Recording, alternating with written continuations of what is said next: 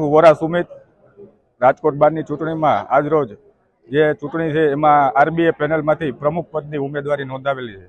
કઈ પ્રકારનો માહોલ જોવો છો અત્યારે? આરબીએની જે પેનલ છે એનો એક તરફો માહોલ છે.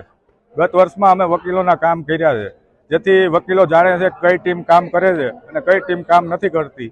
એટલે અમોને કામોના નામે તમામ વકીલો મત આપશે એવી અપેક્ષા છે. આ વખતે એક છે હાઈકોર્ટની બેચ માટે પણ વાત સંભળાઈ રહી છે. બીજા જે કયા કામો છે કે જે કરવાના બાકી છે જે નથી થયા? અમે બધા વકીલોને ખબર છે કે અત્યાર સુધી જે હાઈકોર્ટની લડત ચાલુ હતી એમાં કોઈ પણ પ્રકારની પ્રપોઝલ મુકાણી નહોતી.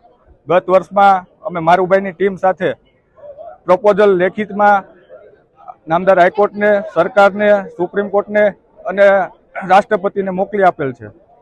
અને આ વર્ષે જે ગયા વર્ષે કામ બાકી રહી ગયા હતા એમાં અમે આ વખતે તાત્કાલિક પોસ્ટ ઓફિસ તો મંજૂર થઈ ગઈ છે, પણ એટીએમ તાત્કાલિક વ્યવસ્થા થાય એના પ્રયત્નો કરવાના છે.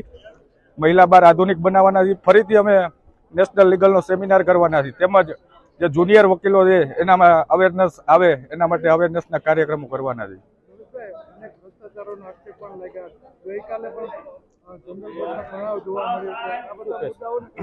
હવે જે આક્ષેપો કરે છે હાવ ખોટા છે.